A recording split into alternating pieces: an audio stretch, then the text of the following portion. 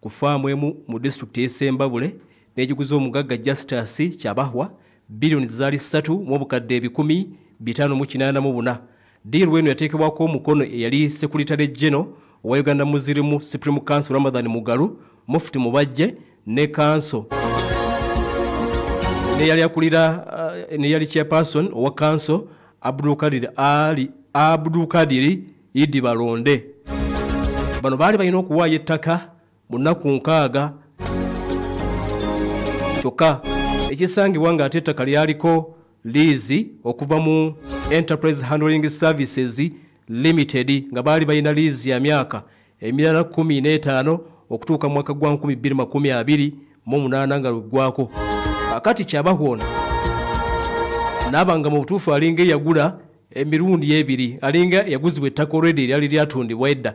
Yaddukira mu kooti ng'alina ensimbi zaayagala zigende maaso n'okuleka nti obulawo zimuddizibwa era nga zaali zitotolinga mu billioni zinga 19 ng'abaze n'ensimbi ze nti ezibadde zigenda maaso n'okuba nti zeeyongerako. Kale nno mu byonna bagenda okuzitolinga nga Uganda Muslim Supreme Council ebanjibwa billioni 14 era okusinziira ku biriwo ensimbi zino zateekeddwa mu budget y'eggwanga okola bail out omuzikiti ogwo omunene ogw'eggwanga tegugenda kutundibwa, tegugenda kutwalibwa mugagga. Ensimbi bazifulumizza mu budget mwezi 2. Kati bw'ombuuza nti bo abagenda maaso n'okuleka nti batwala ssente ezo bagenda bakolera ki, ekyo simanyi, sinnakiraba, simanyi oba bagenda bakolera ki. Kasita omuzikiti gwe gukoze eki, nze kugamba nti omuzikiti gwe gukoze eki, gutaasiddwa oba balina enteesaganya n'abakulu, ekyo sikimanyi. Nkugambye kiri kyentegedde. Naye mu byonna tuliza taddeko Pal FM ekulera omuntu wa bulijjo. Bino byonna biri mu budget eya financial year 2025 ne 2026. Kati mu report minority report eyabadde submitted mu parliament y'eggwanga olunaku oluyise, ababaka mu parliament y'eggwanga bagenze maaso n'okukiika ensingo nga bagamba nti waliwo ensimbi trillions 32 ezigenda okuba nti zeewolebwa wano ewaka okuva mu commercial banks ezulako n'abo abawola okuva ebweru w'eggwanga, naye nti za kugenda maaso n'okuleka nti oba oliawo zikola ku expenses eziri recurrent oba oliawo n'okusasula loan enkadde. Government egenda kwewola esasule be yeewolako. Muntegedde government egenda kwewola ssente mu budget trillions mulimu 32 naye ezimu ku ssente zino zegenda okwewola egenda kusasula be yeewolako luli. Eyo nayo nkola bw'olaba onaakubanja nnyo ng'oddayo weewola ku mulala ng'onoomusasula ng'onaasirikamu nga tegedde. Kati ababaka bano beewuunyiza lwaki eggwanga lyandisigadde ligenda maaso n'okuba nti oba oliawo lyewola so nga ate lisaasaanya ssente mu bintu ebitali bya mugaso nnyo mu ggwanga. Era wano bagenze maaso n'okuleka nti baanokoddeyo ebintu byateekeddwa mu bajeti y'eggwanga eya 2025 financial year. Ne bategeeza nti ezimu ku nsimbi zateekeddwamu zagendereddwamu kugasa abo bokka abali mu buyinza oba abali okumpi n'omukulembeze w'eggwanga. Ku nsimbi zino trillioni 32 okusinza ku minority report ya oludda oluvuganya gavumenti mu parliament y'eggwanga twategedde nti trillioni 27 zigenda ku debt servicing mabanja. Kati trillioni 6 n'ekitundu zezokka ezigenda ku kwekulaakulanya. Era ne bategeeza nti waliwo abantu ssekinnoomu abagenda okwongera okuweebwa ssente nga bo. Ekyokulabirako omugagga gwe bayita Enrica Pinetti bagenda kumwongera ensimbi obuwumbi 465 mu financial year eddako. Pinetti Enrica bakumwongera obuwumbi 465 newankubadde nga gye buvuddeko parliament yagenda maaso n'okweka nti eyimiriza gavumenti obutaddamu kuwa mukyalo ono nsimbi okutuusa ng'ensimbi ezaamuweebwa okuzimba eddwaliro bamaze okuzikolako auditi entuufu. Kakati mu budget baataddemu obuwumbi 465 bagenda kuzimwongera Henry Kapinet. Kakati report eno eraga waliwo ensimbi bilioni 6 ezigenda okuweebwa kampani eyitibwa Roko Construction nayo yeetaasi ku bizibu byerimu. Bagenda giwa bailout ya buwumbi obuwerera ddala 6 kampani eya Roko Construction. Kakati era wano we wali ku list eno gyendaba kwe kuli n'ensimbi bilioni 14 zibagenda okuwaseeka mu bajje ofti. Ogenda maaso n'okoleka nti asitulinga ebbanja ly'ettaka. Ono tebawandiise ezibangibwa obusiraamu asi kibawandiise mu Minority Report wabula baataddemu nti bilioni 14 zigenda kuyambako mufti mu bajje okiryalinga ebbanja ly'ettaka ly'ayina.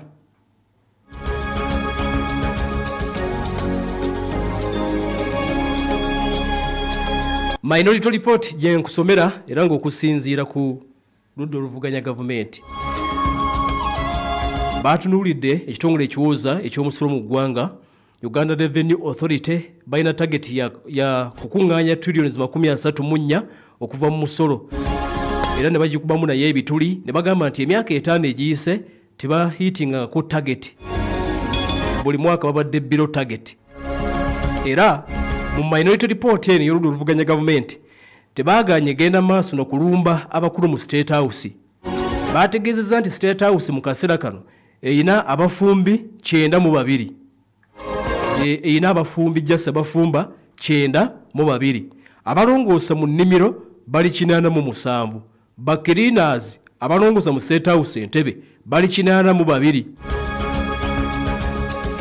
Nti State House abakozi bonna bajjudde balina mu extra kyokka nti eddwaliro ekkulu ery'omulago ku basawo eryandibadde nabyo liyinako ebitundu 49 ku buli 100 out of 100 kitegeeza nti limisinga ba staff ebitundu 51 ku buli 100.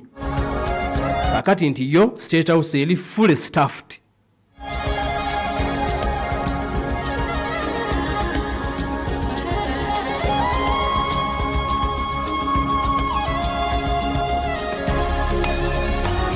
Mwabali nnyo kuba nti mukyatuliriza mwe n'abataddeko Pale FM ekulera omuntu wa bulijjo era kyategereka sente mu budget eddako ey'omwaka 2025-2026 financial year.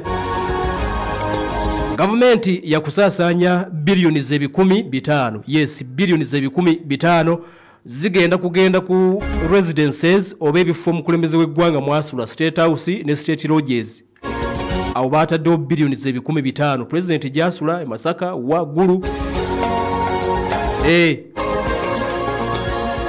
Residences ez'omukulembeze zonna baziwalidde bilioni 15. Balina okuzikubako kalangi zirabike bulungi ziwese omukulembeze gwanga ekitiibwa. Akati kyekyo awa baataddewo bilioni 15. Ekirala woofiisi y'omukulembeze w'eggwanga nga yo woofiisi ne bagiwa bilioni 336. Kati ababaka bano report eno yasomeddwa omubaka owakira municipality era ye shadow minister w'ensonga z'ebyensimbi ku ludda oluvuganya gavumenti. Yavuddeyo ne yeewuunya n'agamba nti lwaki ensimbi zino zandibadde tezikozesebwa oba olyawo ne zitoolebwako ne zivikisinga enguudo n'okulaba nti oba olyawo amalwaliro n'amasomero byongera okufuna ebikozesebwa. Kakati yeeyo Minority Report naye ekisinga mu byonna ampuliriza ekisinga mu byonna eyompiseeyo buyisi. Nze mbadde njagala kutegeeza nti omuzikiti ogwa Kampala mukadde ekyawedde dda abakulu basuubiza mu budget ero omugagga oli abanja bilioni 14 bagenda kuba bazimuwa atuviire ku masigidi.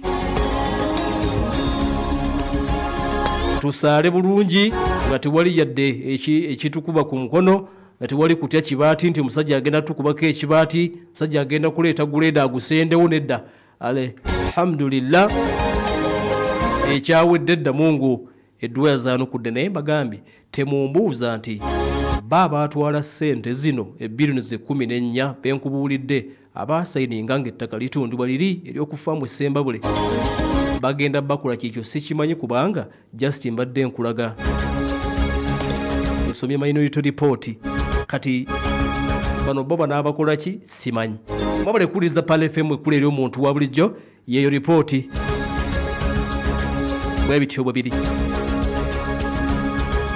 kakati kankujukiza aba Ship with Us bagamba nti Besigye basabaze ebyamaguzi yo mu bwangu ddala okuva mu ggwanga erya China ennaku 17 babituuse e Mombasa paka Kampala ennaku ziba 3 oleeta container number oba yagala kwegatta ne bando mu collective groupage bakuyambako n'okuweereza ssente China bakufunira ba suppliers abatuufu ate munda mu ggwanga erya China bakola clearing ne forwarding genda ku Mansa Plaza level 2 room number S13 okulira na Equatorial Mall esimu noti musamu noti emu nya mukaaga emu lukaaga kyenda noti musamu noti emu nya mukaaga emu lukaaga kyenda ojja kuba ate obafuna bulungi SMK Tires kakati bagamba nti kozesa empira egy'emmotoka emiwangazi ejja SMK Tires gijjira mu bika byonna size ennene n'entono ojja kubasanga wali ku Kobiru Bombo Road opposite Bat Valley Main Gate Ntinda ku Shell Petrol Station Rubis Bombo Road ne bwe bajja ku Rubis Petrol Station ojja kuba basangawo kakati gomvuzi w'ekidduka kubira ba SMK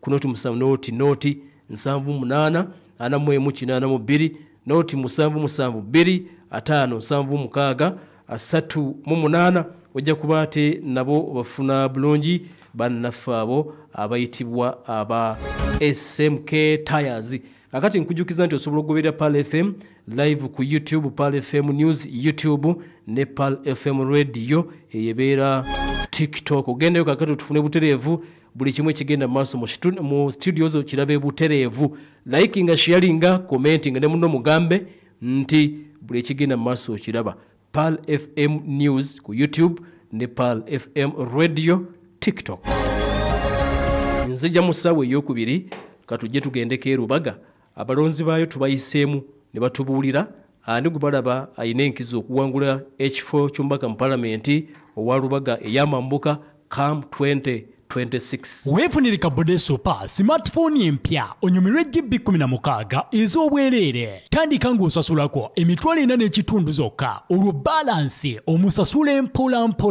nga buli lunaku osasula sente zitasukka mu siringi 10,000 osobola n'okusalawo okusasula wiiki oba omwezi nyiga star 165 star 5 star 2 star #, okusobola okwefunira kabode super empya kabode super empya style mpya vibe mpya nga tuli fenna vibes zaffe teziyimirizika enkola n'obukwakulizo bigubererwa MTN erungamizibwa Uganda Communications Commission okumanya ebisingawo kuba ku 032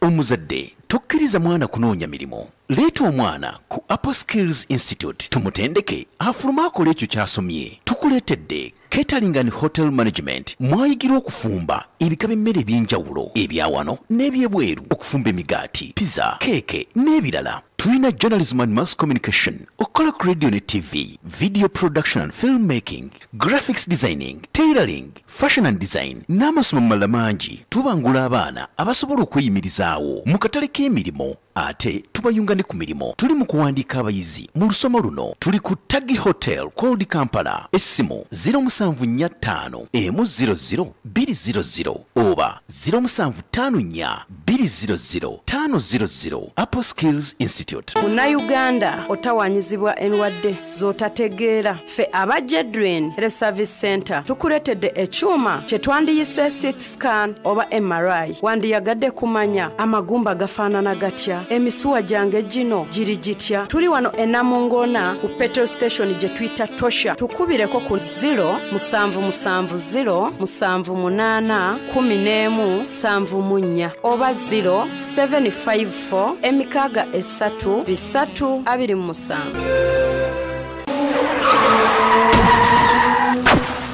obubenje obusinga ku kkubo buleetebwa mipiira naddala ku biseera by'enkuba kati vuga ng'oli safe ne SMK Tires bakuleetedde emipiira emiwangaazi egy'emmotoka ennene n'entono gamba ng'egya Pirelli, Firestone, Bridgestone, Gitti Radio, Yokohama, Goodyear, MRF ne Dunlop Tires gyonna mipiira miwangaazi tugikuleetedde ku SMK Tires tusange ku Bombo Road opposite ne Rubis Petrol Station oba tusange Ntinda ku Shell Petrol Station ne bwe bajja ku Rubis Petrol Station oba tukubireko ku 0700 788 41